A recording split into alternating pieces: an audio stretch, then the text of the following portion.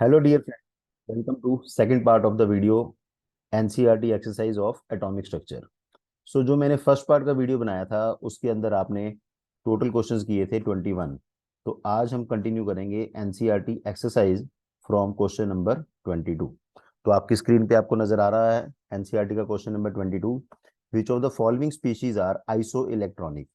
तो isoelectronic species कौन होती हैं? Which have same number of electrons. अब सेम नंबर ऑफ इलेक्ट्रॉन्स में अगर आप देखें सोडियम, तो सोडियम पॉजिटिव 11 एटॉमिक नंबर है। इसके ऊपर एक पॉजिटिव चार्ज, मतलब कितने इलेक्ट्रॉन हो गए इसके अंदर? 10। के पॉजिटिव 19 एटॉमिक नंबर है, तो कितने इलेक्ट्रॉन हो गए इसके अंदर? 18। Mg2 पॉजिटिव, Mg का एटॉमिक नंबर है 12, दो इलेक्ट्रॉन चले गए तो कितने हो गए इसके अंदर? 10।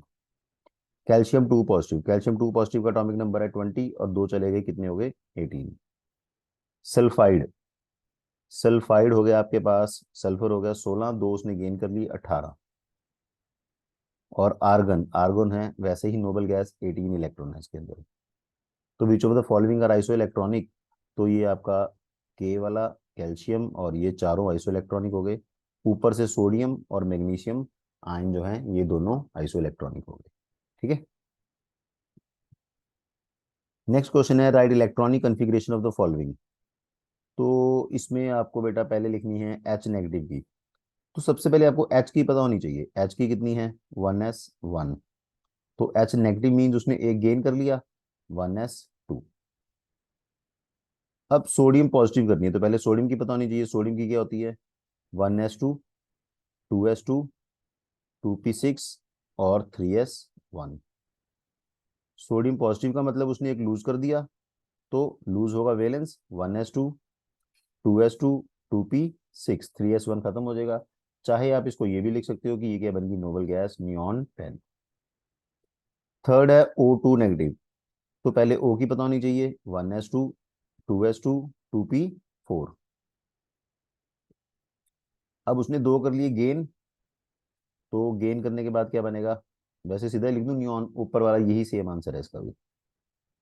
क्योंकि ऑक्सीजन 8, उसने दो गेन किए, तो कितने हो गए आपके पास टोटल? 10।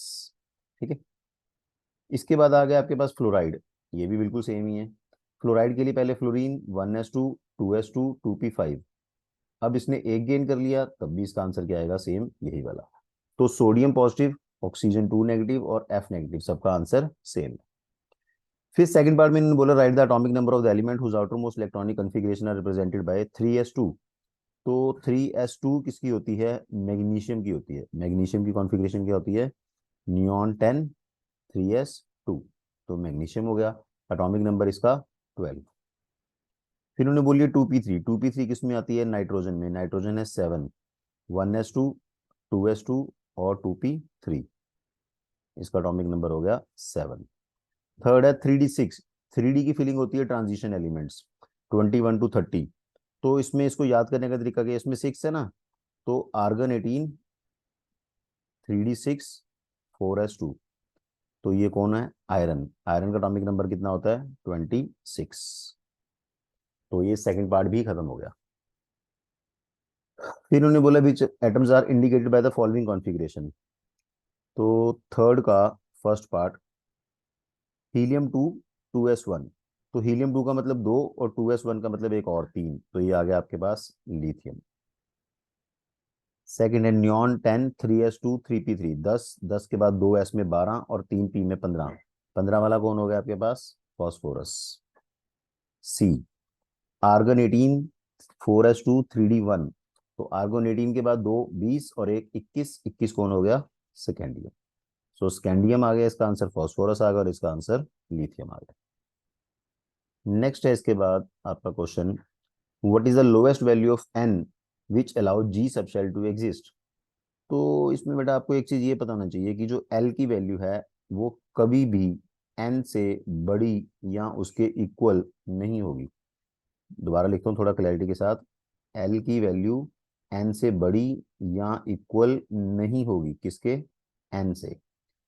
एल इज ऑलवेज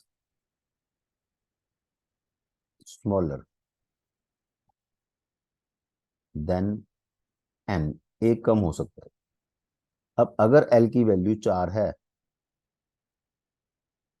क्योंकि आपको ये पता है जी के लिए, एक बार ये भी लिख देता हूं मैं आपको, चलो एस पी डी एफ, ये 4 सब शेल हैं जिनके लिए एल की वैल्यू क्या है, 0, L1, L2, L3। ये तो वो हैं जो एग्जिस्ट करते हैं, पर जी अभी तक एग्जिस्ट नहीं करता, ये हाइपोथेटिकल है, तो इसके लिए एल कितने हैं, 4। अब अगर एल इसके लिए 4 है तो इसका मिनिमम एन वैल्यू कितना होगा, 5। ऐसे क्वेश्चन सिंपल इसका था जी का ही, तो इतना आंसर बहुत है, बट फिर भी मैं आपको नॉलेज के लिए बता रहा हूँ, चलो कंसेप्ट और क्लियर हो जाएगा। जैसे आपके पास एस है, एस के लिए एल 0 है तो इसका एन मिनिमम कितना होगा, 1। तो एस कम से कम क्या होता है, 1s। ये फिर किसी और क्वेश्चन में आएगा, वहां कट कर देंगे, कोई बात नहीं। अगर इसका एल 1 है तो इसके लिए एन मिनिमम कितना होगा, 2, यानी कि पी कम से कम क्या होगा, 2p, 1p नहीं होगा। इसी तरह L2 के लिए एन कितना होगा, 3, तो कम से कम डी कितना होगा, 3d, 1d, 2d नहीं होगा। एल अगर 3 है तो एन कितना चाहिए, कम से कम 4, तो ये होगा 4f, इसका मतलब 1f, 2f और 3f नहीं होगा। एल कभी भी एन के इक्वल नहीं हो सकता, एल हमेशा ही एन से छोटा होगा। तो अगर तो देखो वन वर्ड आंसर ही लिखना है आपको इसका, तो इसका वन वर्ड आंसर क्या है, simply n is equal to 5, बस खत्म। डिटेल में इतनी ज्यादा जाने की जरूरत नहीं है।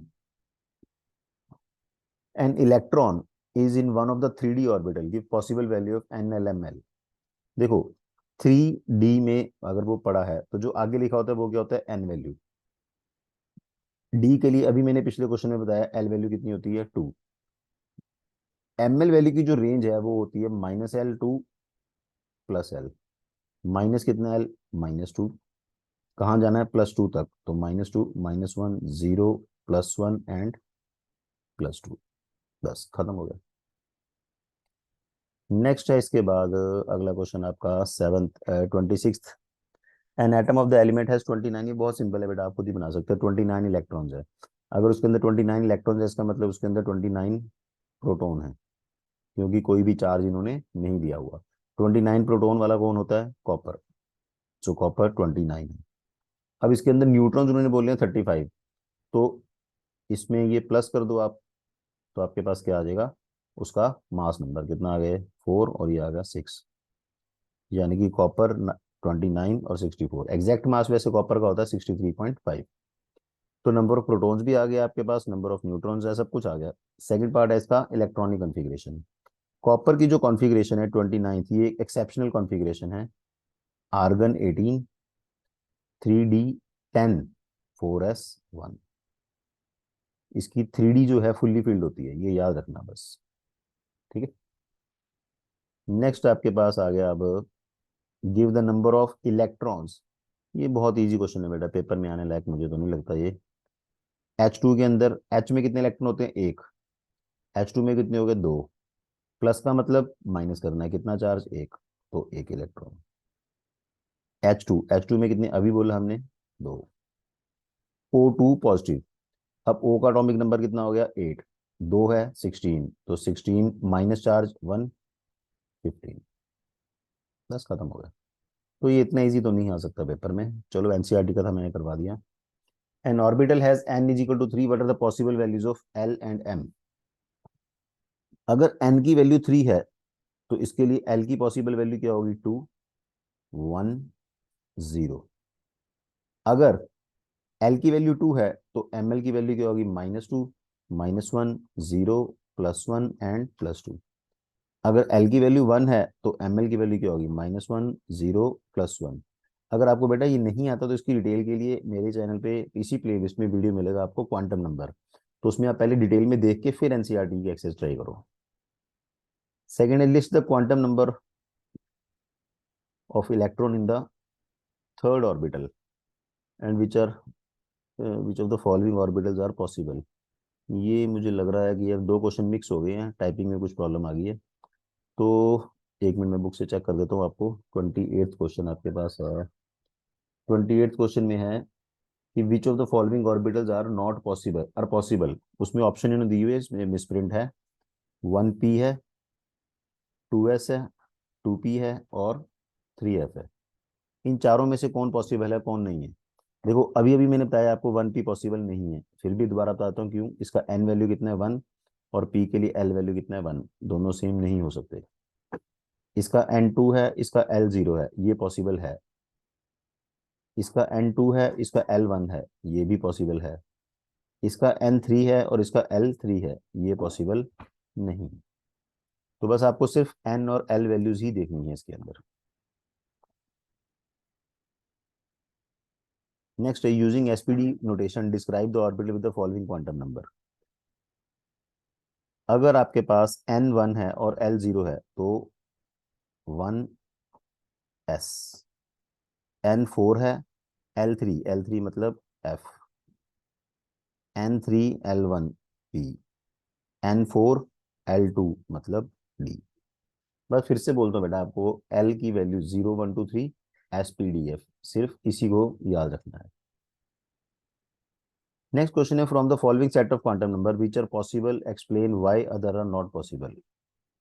तो इसमें देखो N0 L0, अब N और L सेम नहीं हो सकते, ये गलत हो गया। सेकंड में है N1 L0, सही है। L0 के लिए ML0, ये भी सही है। और S की वैल्यू हो सकती है +हाफ या -हाफ, ये सही है। अगला N1 L1, ये गलत हो गया क्योंकि दोनों सेम नहीं हो सकते।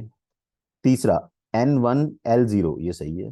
पर L अगर 0 है तो ML की वैल्यू भी 0 होगी, ये गलत हो गया। मतलब इसमें इस जगह पर गलती है, इसमें इस जगह पर गलती है, और इसमें भी इस जगह पर, इस जगह पर भी लगा लो चाहे इस पे भी लगा लो, ये भी गलत ही है। N0 नहीं होता, N की वैल्यू 1 से ही स्टार्ट होती है। How many electrons in an atom will have the following quantum number N4 ms -half. हाँ ये देखो, अब अगर n की वैल्यू 4 है तो total number of electrons is given by the formula 2n square, मतलब 2 × 4 स्क्र। ये आपके पास आ गया 32 इलेक्ट्रॉन्स। अब उसने, ये तो वो पूछता सिर्फ n = 4, तो अपना आंसर आ गया 32। बट उन्होंने साथ में ये भी दे दिया कि ms = -हाफ। देखो इस 32 इलेक्ट्रॉन्स में से 16 इलेक्ट्रॉन ऐसे होंगे जिनकी की स्पिन होगी ऊपर की तरफ, मतलब +हाफ। और 16 इलेक्ट्रॉन ऐसे होंगे जिनकी की स्पिन होगी नीचे की तरफ, मतलब -हाफ। तो अब पूरा क्वेश्चन क्या है, N4 और MS -हाफ। तो अब इसका आंसर 32 की जगह क्या आएगा, 16। ठीक है। नेक्स्ट है N3 L0। N3 L0 का मतलब 3s, 3s के अंदर कितने इलेक्ट्रॉन आ सकते हैं, सिर्फ 2। बस खत्म। सॉरी, एक ज्यादा शिफ्ट हो गया। Show that the circumference of the Bohr's orbit of hydrogen atom is integral multiple of de Broglie wavelength associated with the electron revolving around the orbit. तो बेटा ये बहुत ही ज्यादा इंपॉर्टेंट क्वेश्चन है। ये दो तरह से है। एक, आपको ये प्रूव करना है कि बोहर ऑर्बिट का जो हाइड्रोजन है, हाइड्रोजन एटम का जो बोहर ऑर्बिट है उसका सर्कमफ्रेंस इंटेग्रल मल्टीपल है वेवलेंथ का। एक इसको उल्टा प्रूव करना होता है कि mvr = NH/2 पाई। तो मैं आपको दोनों ही करके दिखा देता हूँ। देखो,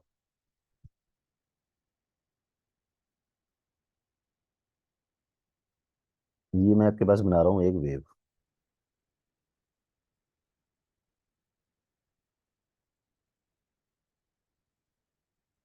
जो ये wave end to end join है,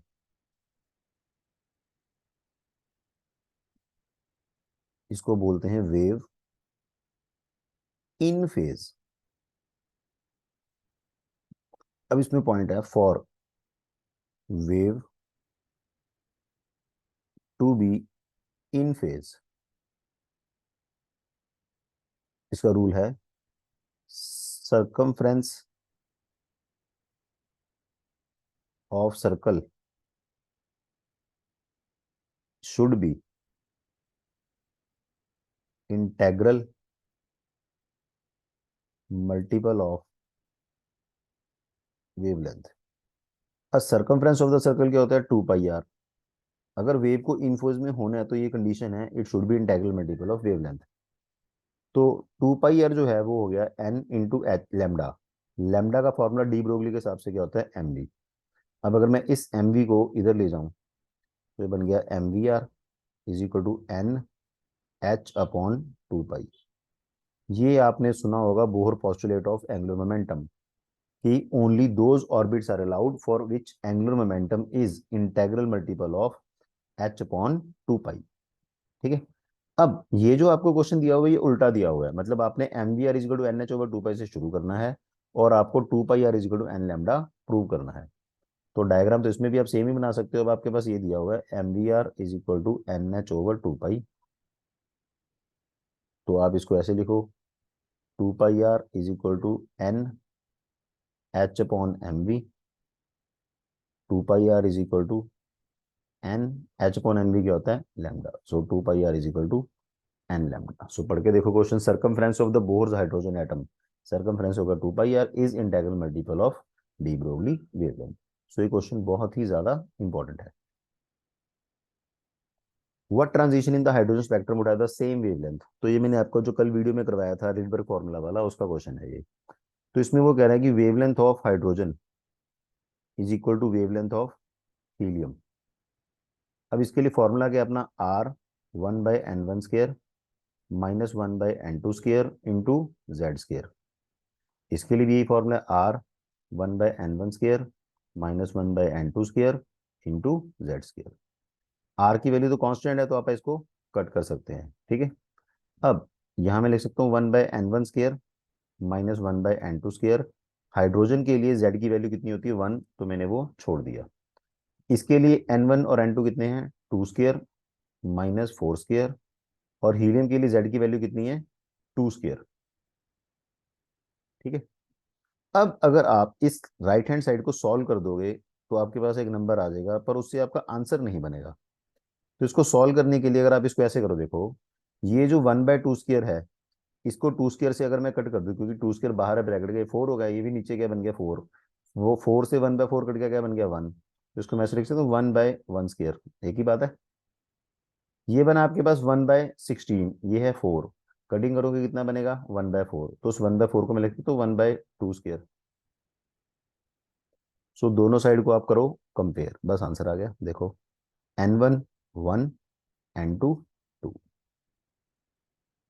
अगर आप इसको कंपैरिजन मेथड से नहीं करोगे, इसको मान लीजिए आपने ऐसा सॉल्व कर दिया 1/4 माइनस 1/16 इंटू 4, तो इसमें से आंसर निकालना बहुत मुश्किल हो जाएगा। 16 एलसीएम आएगा, ये बनेगा 4 - 1 इंटू 4, तो ये बनेगा 3/4। अब इधर आएगा 1/n1 स्क्वायर, इधर है 1/n2 square is equal to 3/4, तो आप ये वैल्यूज कैसे डिसाइड करोगे, वो बहुत ही टफ हो जाएगा। तो इसको इस मेथड से नहीं करना, इसी से करना है जो मैंने पहले किया।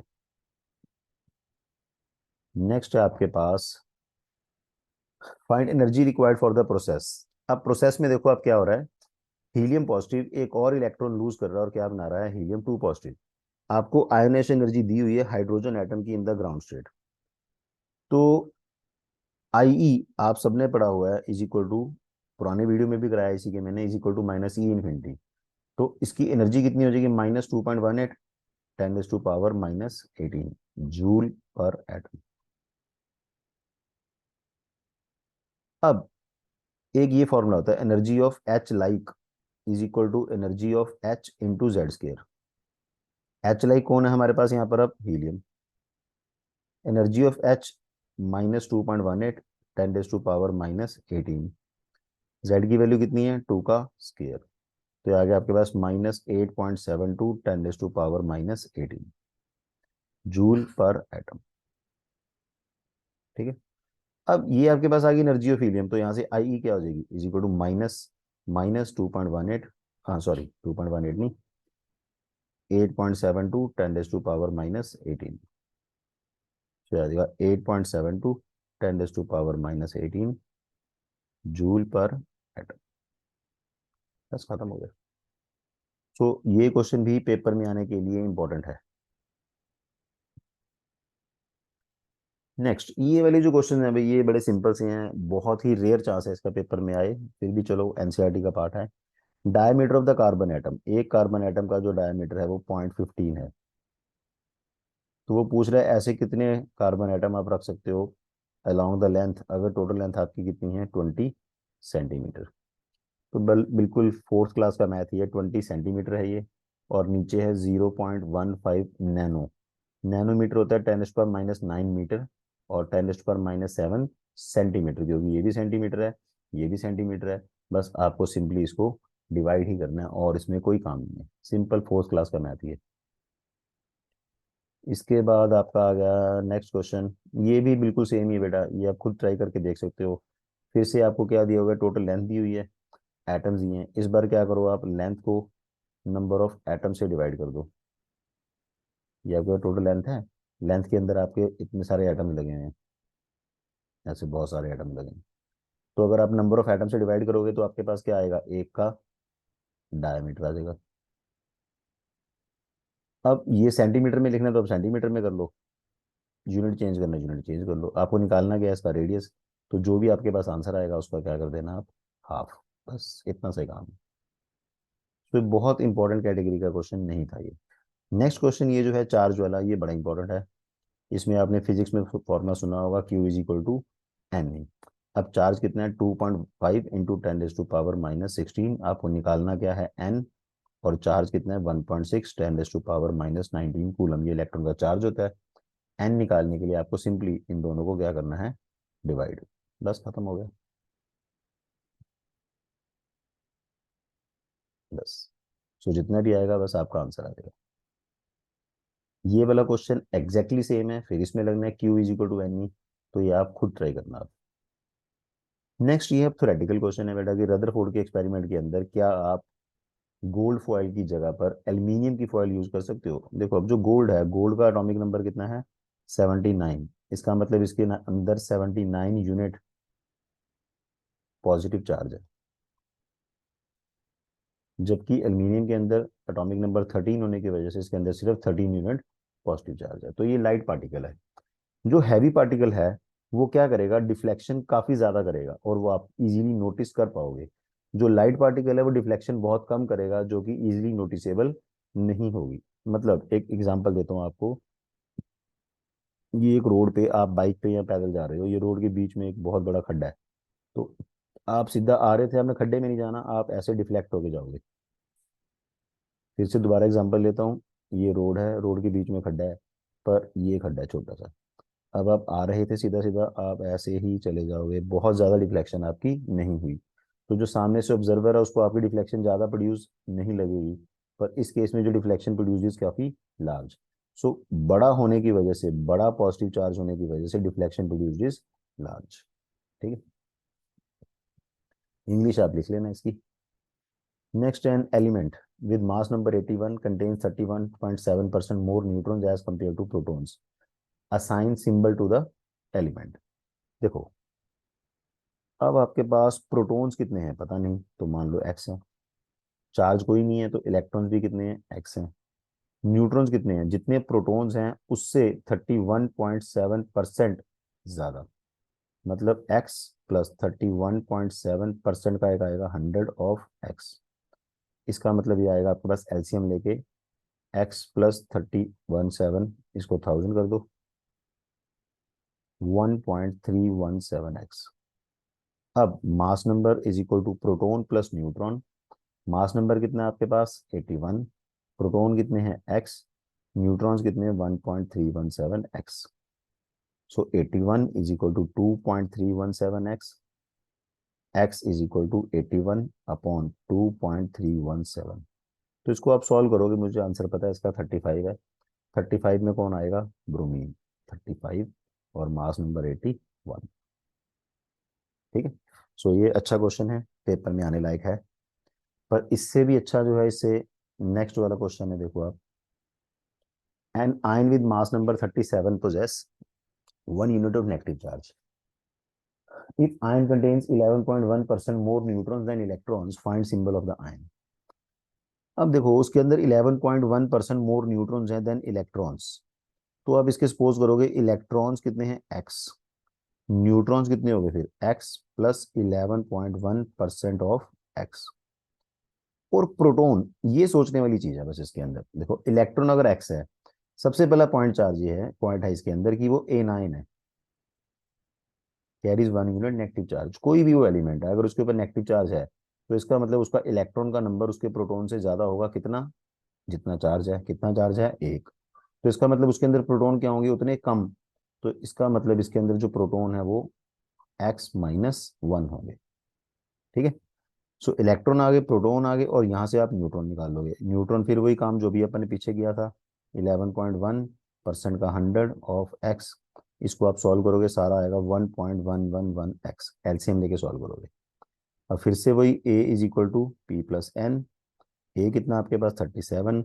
वैसे तो 37 से ही पता चल रहा है कि क्लोरीन आंसर आएगा, x-1 प्लस 1.11x। 38 = 2.111x। तो x इज नियरली 18। ये आ गया आपके पास प्रोटॉन इलेक्ट्रॉन्स, तो प्रोटॉन्स कितने हो गए 17। 17 प्रोटॉन वाला कौन होता है, क्लोरीन। Cl के ऊपर चार्ज -1। ठीक है। सो ये बड़ा अच्छा क्वेश्चन है, पेपर में आने वाला। नेक्स्ट इसके साथ का, अब मैं पूरा नहीं करूंगा, ये वाला क्वेश्चन आप ट्राई कर सकते हो। इसमें इस बार इलेक्ट्रॉन होंगे x, प्रोटॉन इसके ऊपर 3 यूनिट पॉजिटिव चार्ज है। पॉजिटिव चार्ज है तो इसका मतलब इलेक्ट्रॉन उसने कर दी लूज। अगर इलेक्ट्रॉन उसने कर दी लूज, देखो x के ऊपर 3 पॉजिटिव चार्ज है, इसका मतलब इस बार इसके इलेक्ट्रॉन्स कम होंगे प्रोटॉन से। तो प्रोटॉन क्या होंगे, 3 ज्यादा। न्यूट्रॉन कितने, x+30.4% ऑफ x। तो फिर वही A = P+N। ए आपके पास है 56, पी आपके पास है x+3, और एन यहाँ से आप निकाल लोगे, आएंगे 1.304x। तो आप सॉल्व करोगे, आपके पास आंसर बनेगा आयरन 26, आयरन 3 पॉजिटिव, और ये इसका मास नंबर 56। अभी करके देख लेना बेटा आप, ठीक है, सेम सेम ही है। नेक्स्ट है 45, arrange the following radiations. Radiations को अरेंज करने के लिए मैं हमेशा एक बच्चों को बोलता हूँ कि एक सीरीज को क्रैम कर लो, CGX UVIMR। पहले सीरीज याद करनी है आपको। C means cosmic, G means gamma, X तो एक्स रेज ही होगी, U ultraviolet, V visible, I infrared, M micro, R radio. इस ऑर्डर में बढ़ती है वेवलेंथ, और इस ऑर्डर में बढ़ती है इसकी फ्रीक्वेंसी, और इसी ऑर्डर में बढ़ती है इसकी एनर्जी। तो अब आप ऊपर से चेक कर लो, देखो रेडिएशन फ्रॉम द माइक्रोवेव ये होगी micro, amber light from the traffic ये होगी विजिबल। ठीक है। रेडिएशन फ्रॉम एफएम ये होगी अपने पास रेडियो वेव्स, कॉस्मिक रेज सबसे पहले वाली, और एक्स रेज। तो सीरीज नीचे लिखी हुई है, जस्ट आपको अरेंज ही करना है। नेक्स्ट इसके बाद है आपका longest wavelength double absorption transition is observed at, find the frequency of each transition and the difference between the two excited states। अच्छा, तो ये आपको दी हुई है वेवलेंथ, आपको निकालनी है frequency. C = nu lambda. C होगी 3 × 10⁸ is equal to nu. Nu की वैल्यू आपको निकालनी है, और लैम्डा की वैल्यू कितनी है 589 नैनोमीटर। नैनोमीटर होगा 10⁻⁻9 मीटर। तो यहाँ से पहले की फ्रीक्वेंसी आ जाएगी 𝜇1। और फिर इसी तरह से कोई फार्मूला C = न्यू लैम्डा, आप फिर से डालोगे C = 3 × 10⁸ न्यू निकालनी है आपको। फिर इस बार कितनी है 589.6 नैनोमीटर। यहाँ से आपके पास आएगी 𝜇2। आपको निकालना क्या डिफरेंस, 𝜇2 - बस खत्म। तो मैथमेटिकल पार्ट आप खुद करके दे सकते हो, काम बिल्कुल सिंपल सही है। वर्क फंक्शन ऑफ सीजियम, ये वाला क्वेश्चन आप जल्दी से रीड करो, ये है सारा फोटो इलेक्ट्रिक इफेक्ट का ही। देखो इसमें आपको वर्क फंक्शन दिया हुआ है और वेवलेंथ दी हुई है। देखो मेरे हिसाब से तो ये करना नहीं चाहिए, करना इन द सेंस नहीं, क्यों नहीं चाहिए, मतलब आपको खुद करना चाहिए। ये एनसीईआरटी का आप चेक कर लेना, शायद 7th या 8th लाइट ऑफ वेवलेंथ कल किया था ना, 4 × 10⁻⁻7 मीटर वाला। एग्जैक्टली सेम है, सिर्फ आपको वैल्यूज बदलनी है इसकी और ये वाली। ठीक है। आप ट्राई करके देखो, नहीं तो फिर मैं, चलो मैं तो ब्रीफ में बता देता हूँ, चलो एक बार। E = hc/λ। एनर्जी आपको निकालनी है, एच पता है, सी पता है, वेवलेंथ आपको ऊपर से पता है। फिर E = E0 प्लस काइनेटिक। यहाँ से आप ई निकाल लोगे, ई मैं वैसे आपको सॉल्व करके बताता हूँ, 5 और 9। तो ये आ जाएगी आपके पास मेरे ख्याल से 3.92 10⁻⁻19 आएगी। ई नॉट आपको दी हुई है 1.9, सॉरी 1.9, ये ईवी में दी है, इसको किलो जूल में करने के लिए 10⁻⁻19 प्लस काइनेटिक, तो यहाँ से काइनेटिक आ जाएगी। तीसरा पार्ट काइनेटिक से निकालना आपको velocity half M V square. तो बिल्कुल सेम है बेटा, इसीलिए मैं कर नहीं रहा, आप इसको ट्राई करके देखना, बिल्कुल सेम। हाँ ये है फोटो इलेक्ट्रिक है, पर उससे डिफरेंट है, तो ये मैं कर देता हूँ। Ejection of electron can be stopped, find work function. देखो सबसे पहले आप एनर्जी निकाल लें, E equal to H C by lambda, H 6.626 10⁻⁻34, C होगा 3 × 10⁻⁸, और वेवलेंथ होगी आपके पास 256 इंटू 10⁻⁻0.7 भी है, 10⁻⁻9। यहाँ से जितनी भी आएगी आपके पास आ गई ई। अब इस क्वेश्चन में जो समझने वाला पॉइंट है वो क्या है, समझने वाला पॉइंट है इसके अंदर ये, सॉरी ये इसमें क्या हो गया, चलो कोई बात नहीं, अब ये भाई मिस प्रिंट पता नहीं कैसे हो गया। इसमें समझने वाला पॉइंट ये है कि ये जो इलेक्ट्रॉन चल रहा था, ये देखो आप, जो इसमें इलेक्ट्रॉन चल रहा था यहाँ से, it can be stopped by applying a voltage of 0.35 volt. अब इलेक्ट्रॉन को इतना पोटेंशियल लगा के रोका गया। देखो इलेक्ट्रॉन जब चलता है तो उसकी कुछ वेलोसिटी है, वेलोसिटी मतलब उसकी क्या है, काइनेटिक एनर्जी। अगर आपको उसको रोकना है तो आपको उल्टी डायरेक्शन में उतनी ही जोर से उसको खींचना पड़ेगा। अगर आप ज्यादा जोर लगाओगे तो फिर वो रिवर्स डायरेक्शन में चलेगा, अपन ने चलाना नहीं है। क्वेश्चन में पढ़ो ध्यान से, कैन बी स्टॉप्ड, सिर्फ रोकना है। तो रोकने का मतलब है कि जितनी वो वेलोसिटी से जा रहा है, जितनी वो काइनेटिक एनर्जी से जा रहा है, उतनी ही एनर्जी हमें बैकवर्ड डायरेक्शन में लगानी है। तो इसका मतलब ये जो उन्होंने दिया हुआ ना 0.35 वोल्ट पोटेंशियल, ये पोटेंशियल बेसिकली क्या दिया है उन्होंने, काइनेटिक एनर्जी। ठीक है, तो अब आपने ऊपर से यहाँ पर निकाल ली, मैं एक बार दोबारा लिख देता हूँ, चलो ये पता नहीं क्यों रब होगा, 6.626 10⁻⁻34, 3 × 10⁻⁸ ओवर 256.7 10⁻⁻19 -9, सॉरी -9 नैनोमीटर है। फिर आपने यहाँ से निकाल लिया 0.35 इंटू 1.6 10⁻⁻19 जूल। ये भी जाउल है, ये भी जाउल है, दोनों को आप माइनस करो, ये आ गई आपके पास E is equal to E not plus kinetic. So kinetic की वैल्यू ये वाली है और E की वैल्यू ये वाली है, आप माइनस करोगे क्या आ जाएगा आपके पास, ई नॉट। ठीक है, सो ये क्वेश्चन काफी अच्छा है। नेक्स्ट है, if the photon of wavelength 150 strike one of the inner bound electron ejected with the velocity, find the energy with which it was bound to the nucleus। तो फिर से देखो सबसे पहला पार्ट भाई, ये भी फोटो इलेक्ट्रिक है, E is equal to H C by lambda से आप निकाल लोगे, लैम्डा आपके पास ये दी हुई है, वेलोसिटी दी है तो वहां से क्या निकाल लोगे, kinetic energy. Kinetic energy is equal to half M V square. अब E is equal to E not plus kinetic, kinetic यहाँ से डालोगे, E की वैल्यू अब यहाँ से डालोगे, दोनों को माइनस करोगे तो आपके पास क्या आएगा, ई नॉट, मतलब energy with which electron was bound to the nucleus. तो ये मैं आपके लिए प्रैक्टिस के लिए छोड़ रहा हूँ।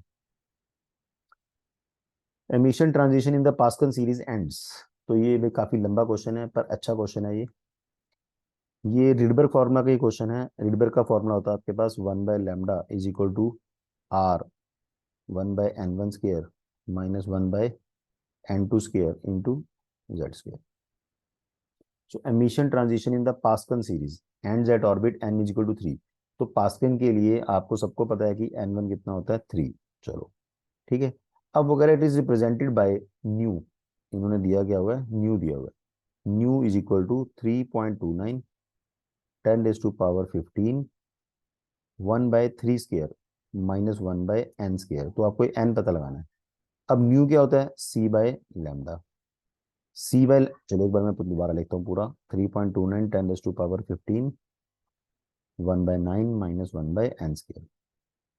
c की वैल्यू 3 × 10⁻8, वेवलेंथ की value 1285 nano means 10⁻⁻9 is equal to 3.29 10⁻15 1/9 minus 1/n square. तो ये पावर हो जाएगी 17, 17 को इसको कर दो 300, 15 से 15 कैंसिल हो जाएगी, बनेगा 300 over 1285 is equal to 3.29 1/n 9 square 3 square और ये n स्क्वेयर। तो अब इस सारे को सॉल्व करोगे, सॉल्व करके ये स्टेप को आपका n की वैल्यू आएगी 5। तो आप ये करके देख लेना, बस इसके बाद मैथमेटिकल कंडीशन है जिसको आपने सॉल्व करना है। ठीक है। तो बेटा इस वीडियो के अंदर मैं यहीं तक करवा रहा हूँ, इसके बाद इसके 7-8 क्वेश्चन या 10 क्वेश्चन और रह गए, वो क्वांटम नंबर पार्ट के हैं। इस वीडियो में मतलब ये लेक्चर में पूरे नहीं आएंगे, नेक्स्ट वीडियो के अंदर मैं आपको वो सारे करवा दूंगा। तब तक अगर आपको इसके कोई भी डाउट है तो आप मुझे भेज सकते हो।